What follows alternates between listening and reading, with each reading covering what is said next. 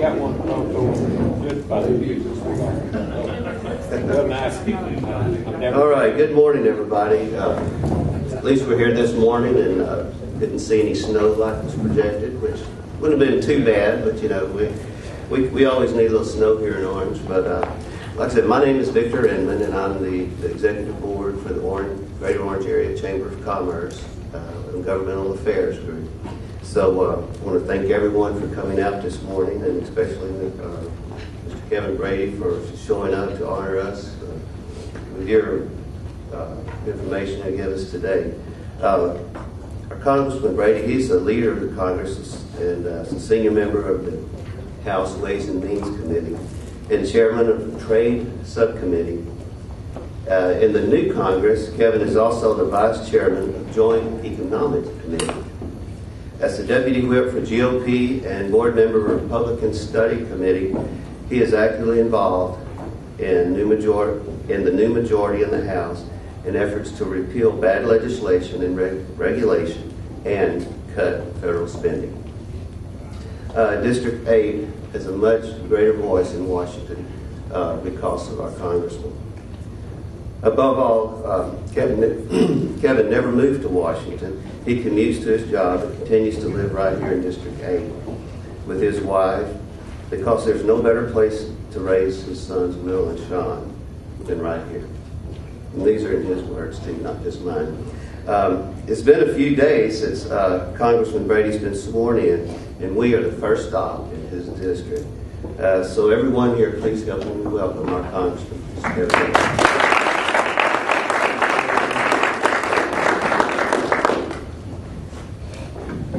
Well, thank you very much for being here today, all of you, and Happy New Year.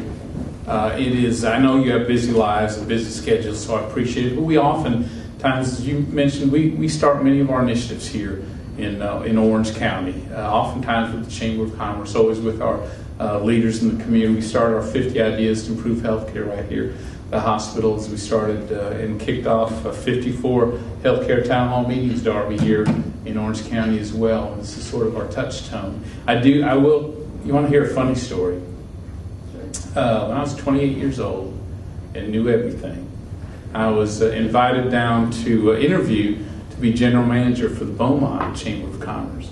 So I landed, they flew me in, and they, on the way from the airport, they said, hey, we're going to there's this beautiful new lecture theater in Orange. It's just gorgeous. They got a play going on there, and so we're going to take you there. And I said, that would be wonderful. So we did. We came here, and it's an indelible impression in my mind because we walked in, and the play was Hair. the nude play. And I remember thinking, I was sure it was more conservative here in Southeast Texas than that. That was my first impression of Orange. I laugh every time I come to the theater because I'm always looking to make sure. One, I appreciate you're all clothed. Let me just say that to begin with. And so anyway, thank you. And again, it is an honor to represent you in Congress. I love swearing in day. It is a big part of history. And it's exciting to try to get this country back on track. We have a number of issues to deal with, want to talk to you about today and listen to you. Also, obviously, very upset with the shooting this past weekend. Gabby Giffords, just a wonderful person. Very warm, very personable. It is beyond belief that anyone in their right mind would shoot Gabby or open fire on a meeting like this, where you're just meeting with constituents to hear from them. And I think the key thing is he wasn't in his right mind. And we'll know more and more about that as this unfolds. But at 10 o'clock today, as we finish up, I'd like to ask us all, as the President's asked us to have a moment of silence in tribute to and remembrance of prayer for Congresswoman Gifford, a federal judge, that little baby girl, 9-year-old girl, and all the victims of the shooting, if that's okay. Key priorities, obviously, in Congress, especially starting off this first month, jobs, limiting spending, and repealing Obamacare. I want to talk real briefly about each three, and then let's open it up for questions or comments, because that's where I learned the most from you. on what the priorities ought to be for small businesses, job creators, and leaders here in Orange County. We were sworn in last week. I like some of the reforms that we voted on the very first hour of this 112th session, changing the rules so that there really is required now 3 days for the public to read a law before the House votes on it. Not 5 minutes, not an hour, 3 full days. It's online for all of America to see these bills. They're not easy to read, but I think it's important it be out there because it makes sure that you're not sneaking something past the American public, which is what I think a lot of people felt here the last few years. Don, it requires one issue for each bill, so you don't have these 3,000-page monstrosities that you have no clue what's hidden inside them. It has something called cut as you go, where it requires that if anyone proposes that you raise spending somewhere, you have to go to another program and cut an equal or more value. So nothing is adding to the deficit. It's going to require, the new rules will require that the constitutional authority of any bill be cited when it's introduced. So that for the first time we're going to have thought about what is the size and the role of our federal government? Just how big should it be? And why does this why do you say the Constitution allows your bill to go forward? Those seem like minor changes, but they're dramatic changes in the way the House has operated in the past. I think they're going to be helpful. It's going to slow things down. We're going to have to be more deliberate. I like that. I mean, there's plenty of things I'd like to change this afternoon, but on the whole, for the public, for the American people, having it slowed down, giving them more input into bills before things become law, I think, you tell me, but I think those are improvements in the way Congress operates. Secondly, we are going to postpone this week, obviously, to focus on the tragedy in Arizona, but week after next we will vote to repeal Obamacare. It is a job-killing, budget-busting bill. We can do better. We all want health care. In fact, we learned through our 50 ideas to improve health care just how important it was to change the way we do health care and how many opportunities for improvements there are. Very few in that bill. It is a bill we can't afford that moves the government deeply into the most intimate health care decision. It includes an unconstitutional mandate to force you to buy government-approved health care. Not health care, government-approved health care. It will drive up the deficit in a major way over time. And again, at the end of the day, does really nothing to lower the cost of health care, which is what we all wanted in reform. Make it more affordable for us. Make it more affordable for small businesses, for chamber members, for community-forward health care. That's what we want out of reform. Just the opposite in that big bureaucracy. It drives up the cost. No medical malpractice reforms. Nothing to open up transparency so you and I can make better choices in health care. None of that. So we are going to repeal it. Vote to repeal it and direct 3 committees, including mine, Ways and Means Committee, to come back with a replacement for that, focusing on lowering costs, on more transparency, on more options for small businesses. That's what we're going to do. The week after that, we're going to tackle spending, sort of make a down payment on spending. We're going to shrink the federal budget back to the 2008 levels before the stimulus, before the bailouts, for starters. We don't know yet what that cut amount will be, somewhere between $60 and $100 billion to get to that level. We don't think that's where we can stop because we're still running over $1 trillion deficit a year. So that's just for starters. But we've got it sort of like someone who gains 100 pounds. You can't just say, hey, I'm not going to gain any more. You really have to take some serious steps to get back to a healthy size. With our deficit, we're going to have to take some pretty big steps to get back, just to get into the ball game, to the range of a healthy size of a government level. So you're going to see that the week after, and then the following week in January, I guess now perhaps slip to February because of the Arizona shooting, is we're going to make a down payment on rolling back extreme regulation on small businesses, on financial institutions, rolling back regulations that allow the EPA to take over our permitting processes in Texas, to impose greenhouse gas cap and trade type efforts through the back door through regulation. The reason that's important for you as small business people, one, it is a significant drag on our economy with these excessive regulations. And secondly, NFIB, National Federation of Independent Business, and the U.S. Chamber of Commerce come out with estimates that say for average small business in America, regulation now adds about $10,400 a year per employee. So when you're thinking about adding that new worker, you're not thinking not just of salary, of benefits, of taxes, all that goes with that. You're also thinking about the regulation that's heaped on small businesses, as they add new workers. And so we think it's important to get the economy moving, to start rolling back some of those regulations. None of this is going to happen overnight. It took us a while to get off track. It's going to take us a while to get back on the right track. But I'm convinced I'm taking on a couple new hats, as you mentioned, this year as chairman of the trade subcommittee, which is important to Texas. We're the largest exporting state in America. No one sells or ships more around the world than we do, and we can look at our chemical plants. We can look at one out of every 4 workers at Midwest-Faco who are building products for us to sell around the world. That's critical to jobs, and will be the top Republican vice chairman of the joint House-Senate Economic Committee. That's a committee where the chairmanship rotates back and forth, so it'll come back to us next session. But my goal is simple. I think for America, our goal should be to ensure we have the strongest economy in the world for the next century.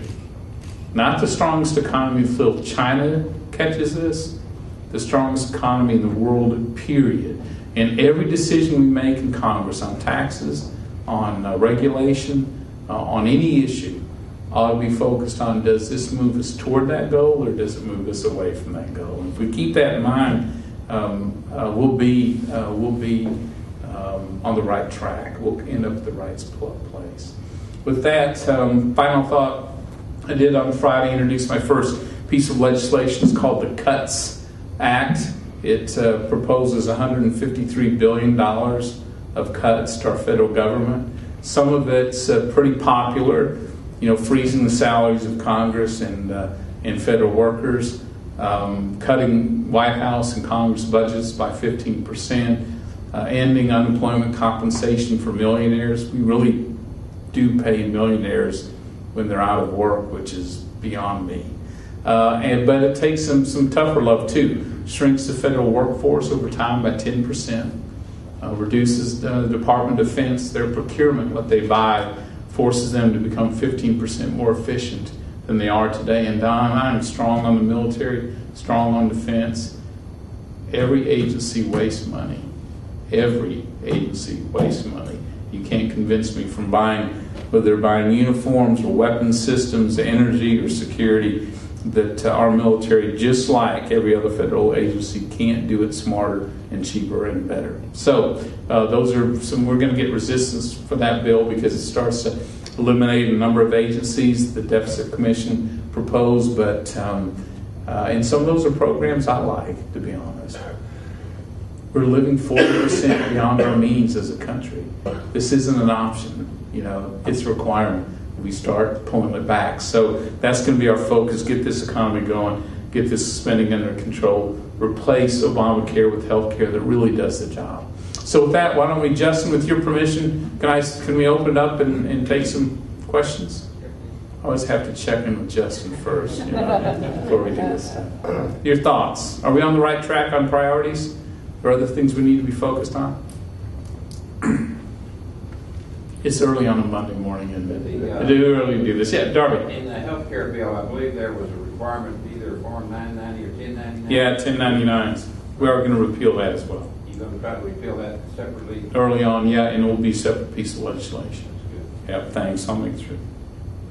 And that's a perfect example of government overreach deep into the business affairs of small business, adds tremendous burden with almost no gain, and snuck into that huge bill with very little discussion. Yes, sir. Congressman, I guess I've been concerned all along that our president would go so far back to the middle that we would somehow elect him for another term. How do you see that? Next question. I think that's the big question. What will the president do? You know, is he going to work with the Republicans who control the House? Democrats still control the Senate and the White House.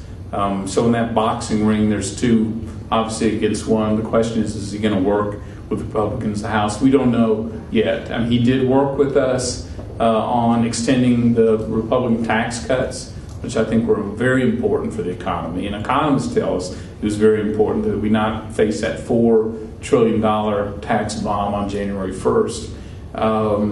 Beyond that, no one knows. Screaming and hollering the whole way.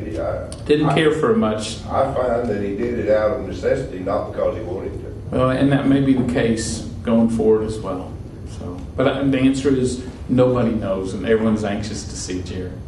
Yes, sir. Did everything get Fannie Mae in control? We'll have to. The biggest bailout in American history is Fannie and Freddie. You know, we're at $150-some billion in counting. You know, at this point, it's a blank check. So, one, we have discipline on Fannie and Freddie's, the size of their portfolios. And secondly, I think over time, we have to find a way to move to a private market system, you know, where there is still availability of mortgages, but it's not, we don't have a case where, what are they doing, 90% of the mortgages today, probably on the open market. You can't have that much power consolidated there. So yeah, it's gonna have to reform. Your thoughts? Well, because they have the backing, it allows them to go forward. It does. They always had the implicit backing, and y'all proved that in fact they did have the backing. If they would take that away, things would clean up pretty quickly. Yeah.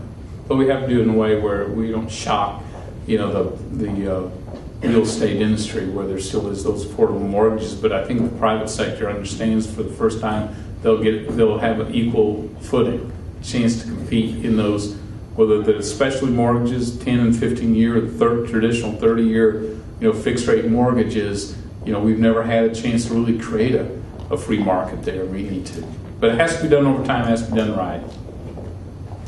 Sir. Congressman, talking about our military, as you look forward into that, what is your views on taking care of our business there and getting our boys back home? Yeah, I think we need to bring, especially in Iraq, you know, I think we've made tremendous gains there, whether it's Iraq or Afghanistan. I think there's no question. I want our guys to get 110% support till they can finish their mission and come home safely as soon as possible. I think we've laid the foundation for that in Iraq, which is you're gonna see some major withdrawals here this summer and the rest of the year. Afghanistan's a tougher situation, mainly because of Pakistan, and we're going to have to get, you know, counterinsurgent strategy there is going to be harder because so much of that is moving across the border from Pakistan, where the government is shaky. You know, our ability to coordinate is some days good and some days bad. But the sooner we can do that, the better. At the end of the day, though, we have to make sure that all that we've sacrificed and all the time we've spent there doesn't simply revert back to a safe haven for terrorism, training, financing, transit, any of that.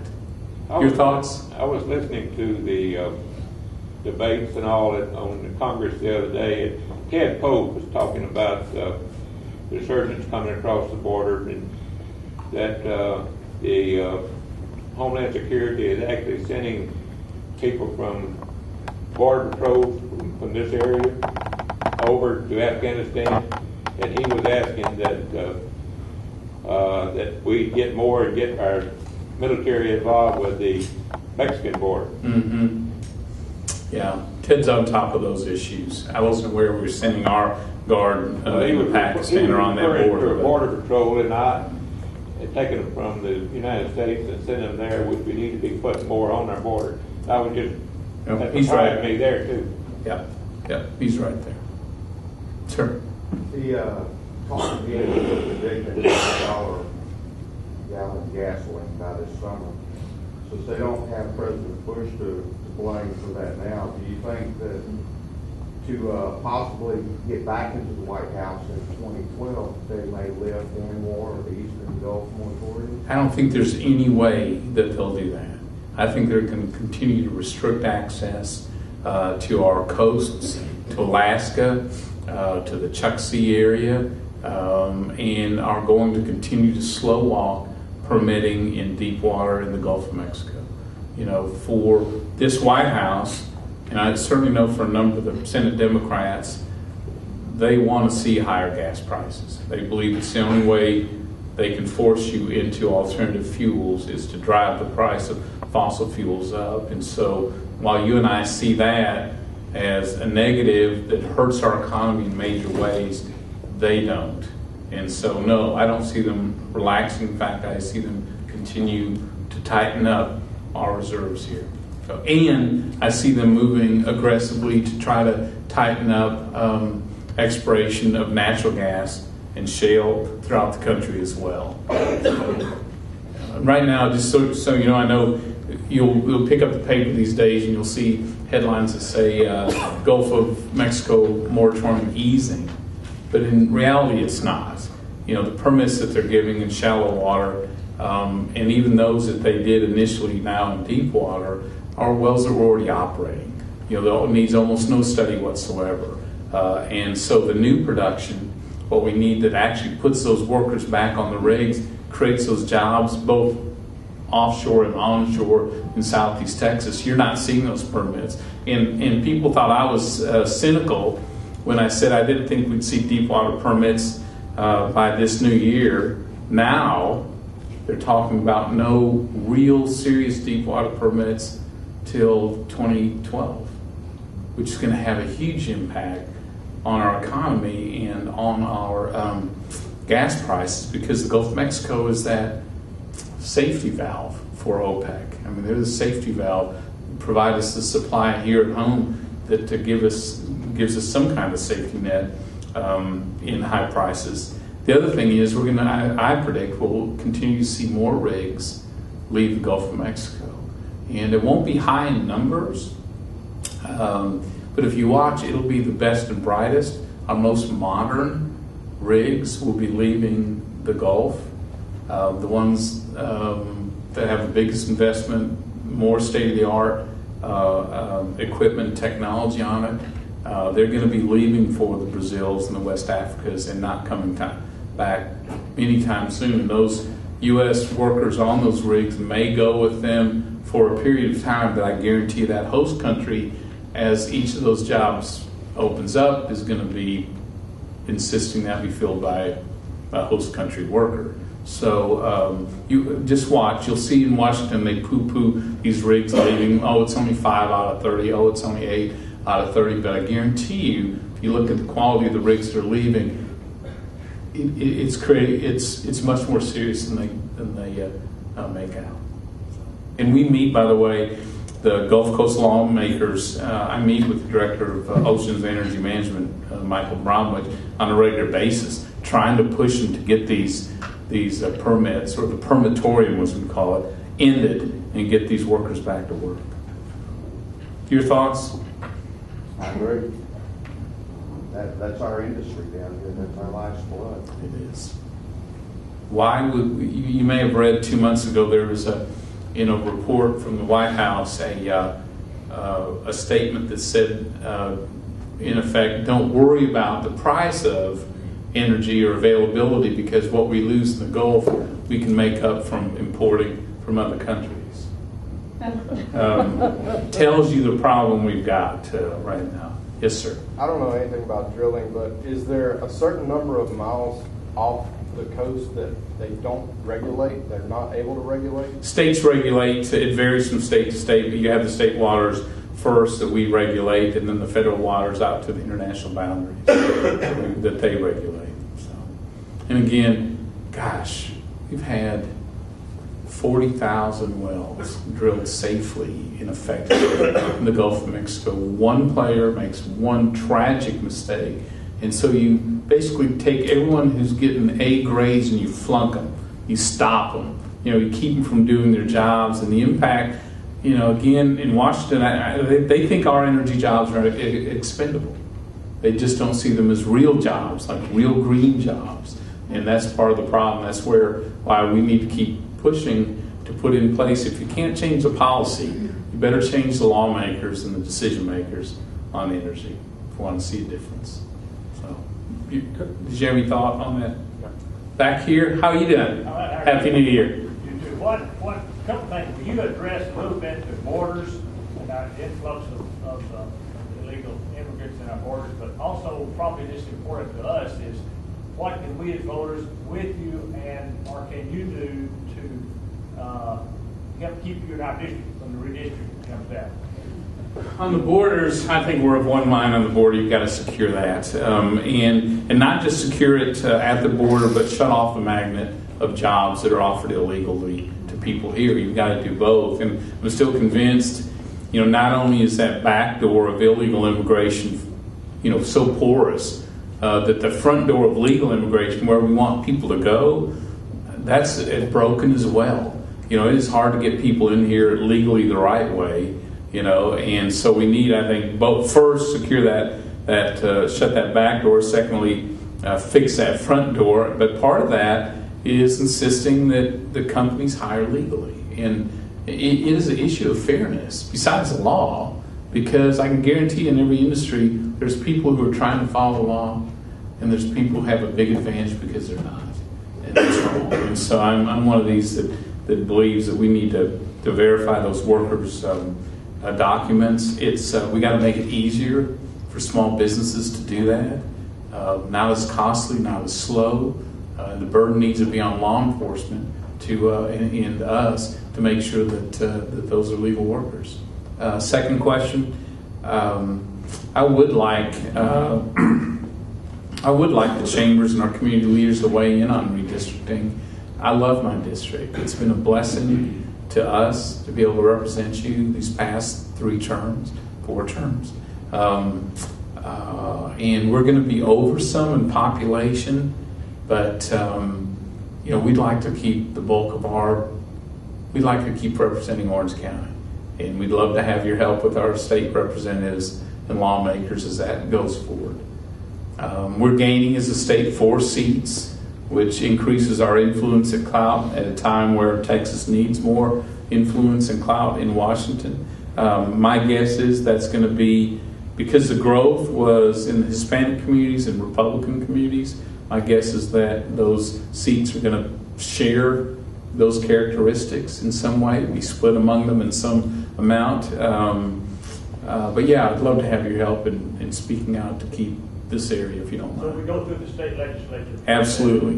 We've got good people representing us who know the importance of redistricting and keeping your influence and clout going forward. So if you don't mind, yeah, I'd love to have your help on that. Sir. Last I heard, we were still spending $50 million a year, probably inflated since then, on selective service, registering 18-year-olds for a draft that doesn't happen. And if they did start a draft, the ones that are registered would become ineligible at 26 before they could actually put one in uniform. Been a long time since I've talked about selective service, so I'd have to update myself. I don't know how much we spend. We do still keep that organization going. I doubt that there'll be a draft in our lifetime. The truth is, I don't want anyone in the Army who doesn't absolutely want to be committed to our security and service, period. Having a little brother who just took over as the Command Sergeant Major of the hospital center at Fort Bliss in El Paso, and watching him as he deals with his colleagues. I think he's got 3,000 workers under him at the hospital and the center. We want people in the Army who are motivated to be in the Army. Nonetheless, it does seem like an awful lot of money to maintain a somewhat obsolete agency, so probably need to take a look at that. Computers and everybody be registered, every legally registered birth in a hospital gets their Social Security number before they leave the hospital. Yeah. With Social Security numbers, you have all the 18-year-old males in the database, along with all the females that technically would be eligible in a future unisex draft. that makes way too much sense, and that'll never really work, and it's probably good in theory, but let me take a look in that. Thank you very much. By the way, the other day, you get emails from different organizations, and somehow I end up on the Department of Agriculture email list as they announce all their new programs and all their new. The other day, before the holidays, up pops an email, and they announce things that sort of catch your attention. Last time I saw it, just for the holidays, they were announcing the continued establishment. I think it was called the Mango Review Board or Certification Board. We actually have a federal agency group that examines mangoes, certifies and reviews them. I could do that. I'm thinking that agency is going to be on my cut list. I just don't want to predict anything, but we've just gotten so. And that's one of the things too, from the business standpoint. You could help me as well. Speaking of ways we could work together. The country's going to face their debt limit here, somewhere between March and May, probably sooner rather than later, increasing beyond $14 trillion, which is an amount I have yet to figure out how to explain to people just how much that is. It's almost unthinkable. But I guess as we reach this debt limit, I don't see that as so much as a burden as an opportunity. It's like a business. When a business gets up to the level where people are wondering if it will default, the question just becomes not only are you going to pay your debts, which America will, but are you going to cut up the credit cards? Are you going to restructure yourself in order to be sustainable long term? And in business, what you do is you cut costs. You right size your workforce. You go back to your core mission. You come out of it stronger. You position yourself to be stronger than when you went in to that default situation. It seems to me the debt ceiling is a perfect opportunity for us as a government to do the same thing. Right size the size of government, cut out the unnecessary costs, think back and go back to what really is our mission. And as you see discussions of spending cuts, and everyone's going to holler about it because so many organizations, so many communities have gotten used to that money flowing out of Washington. But the issue isn't just how much money is being cut.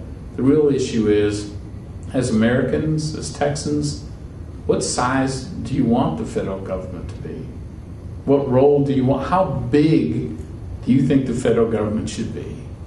And if we have that discussion as well as just the money, I think we'll end up with the right decision or a better decision than if we just focus on, are we getting 5 or 10 or 15% less money? The question is, which size should our government be? And what role should it play versus the state and local community? So, does that make sense? As we go forward, this is an opportune time for us to have that discussion. Yes, sir. Let's bring your time for a few more questions. Okay, great. I was going to ask, what are you projecting as the growth that's in the economy for this coming year? Well, the economists' consensus is starting to gear up some. They first upgraded from 2.5% to 2.6%. Now looks like they're looking at 3 to 3.5% growth.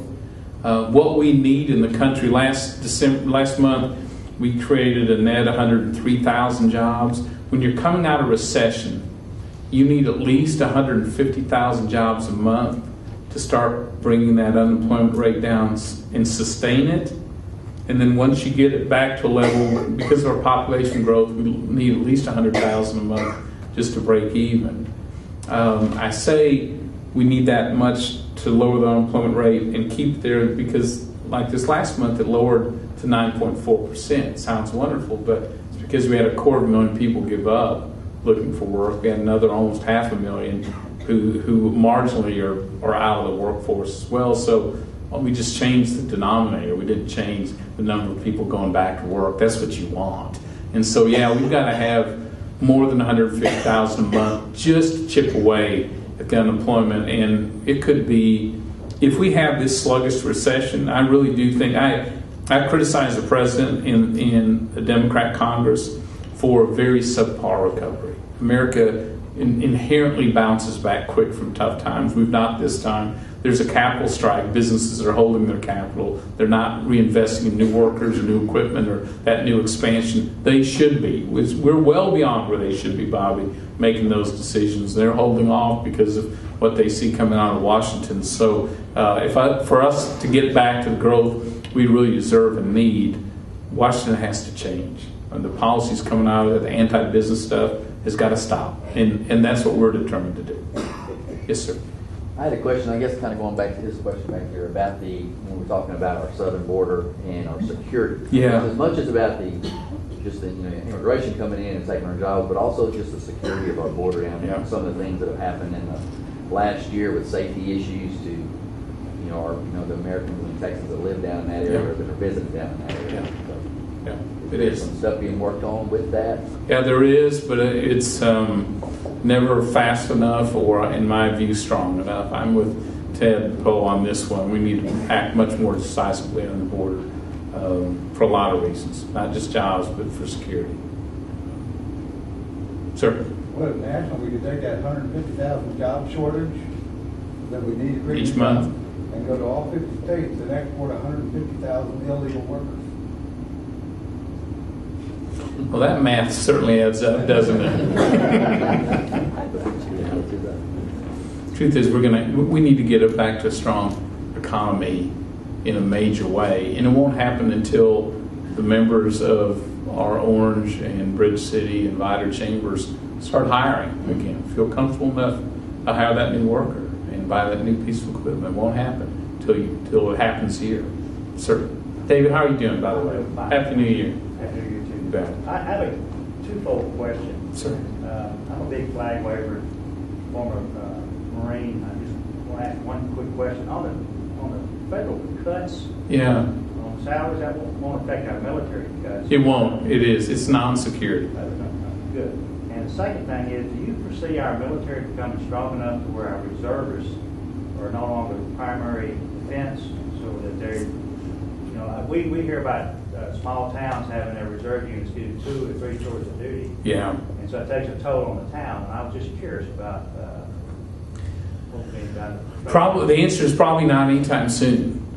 Just because the threats continue to mount. Every time we feel like we've won a decisive victory war, we let our guard down, we shrink the size of our troops, and then when the threat reemerges, or a new threat reemerges, we scramble to build them back up. And that's one of the worries we have.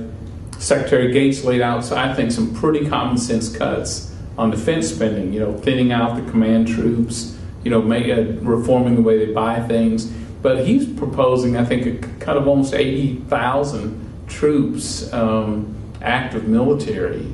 It seems to me they're stretched so thin right now. Our reserve units are equally stretched so thin. That doesn't seem to me to be a very good option for cutting troops. So even keeping at the current level, it's going to take a while to be able to provide some relief to those local reserve units. I wish I had a better answer, but my guess is that's where we're at.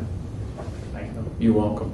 And boy, the reserves have played a huge, sort of the unseen heroes in our war on terror, no question. We're going to have a QE4.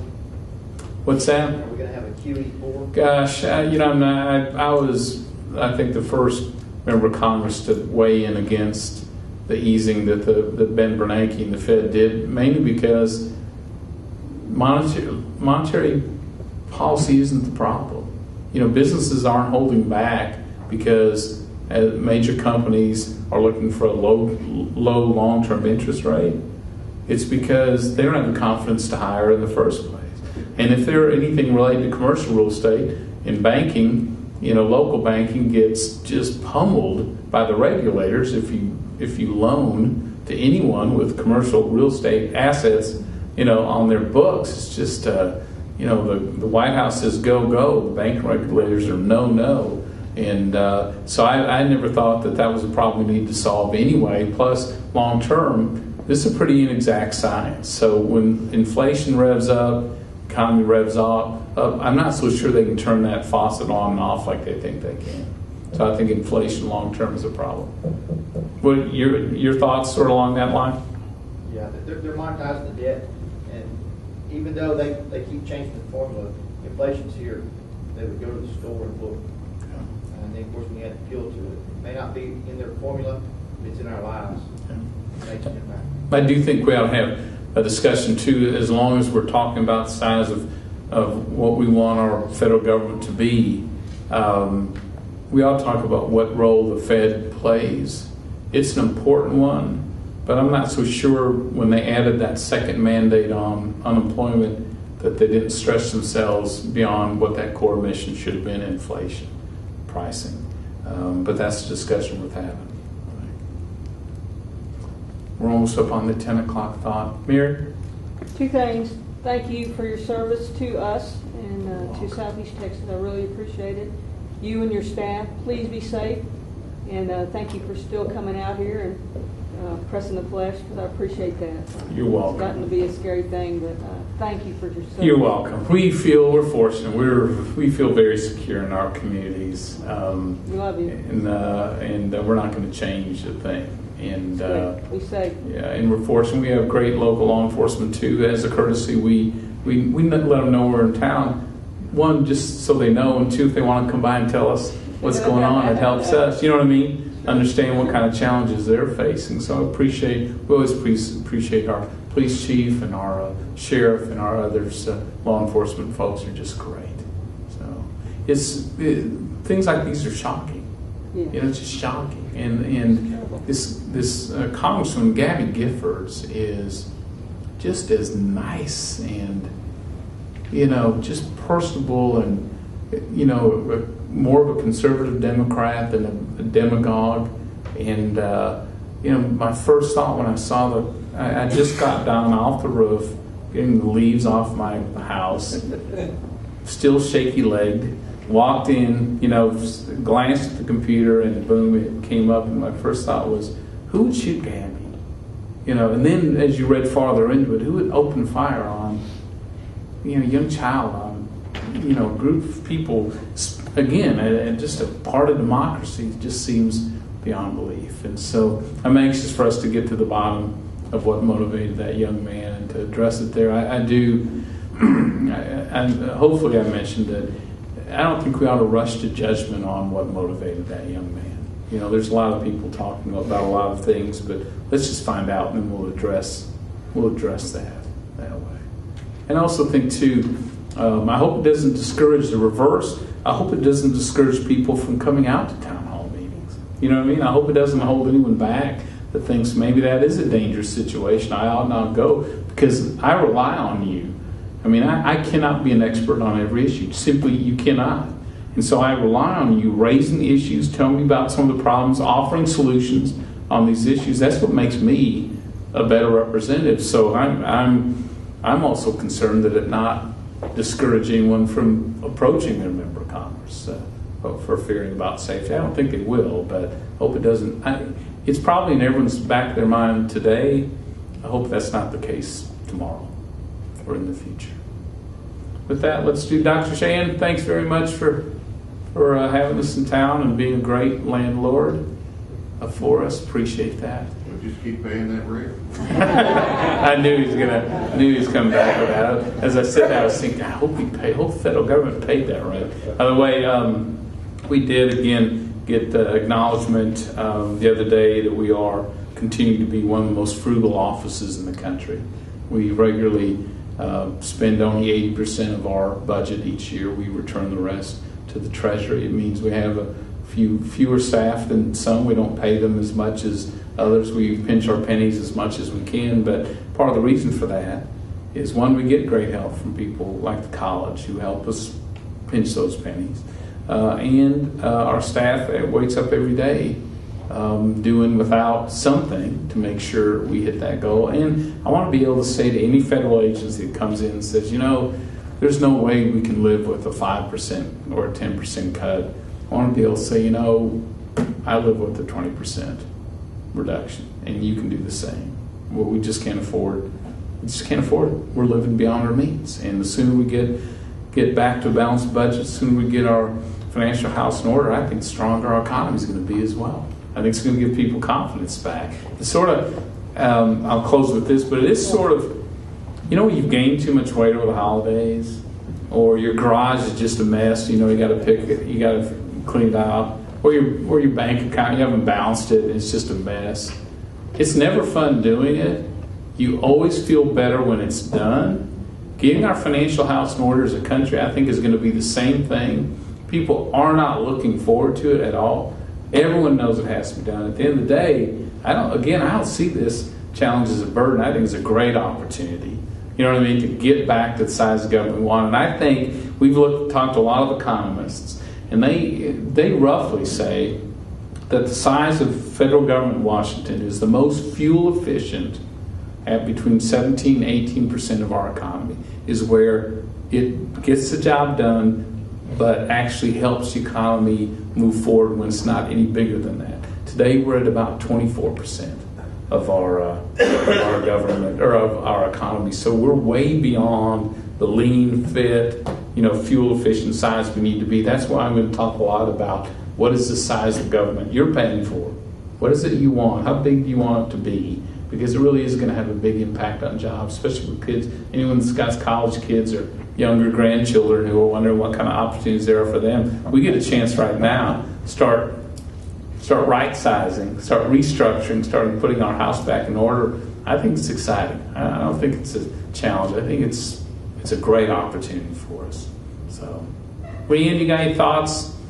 Lots of them. You all have a longer schedule. I should never end with yours. Okay, please do. Please do. With that, I tell you what, it's almost 10 o'clock. Why don't we together right now, have a moment of silence for Congresswoman Gabrielle Giffords, for the little girl, for the federal judge, for the victims of the shooting.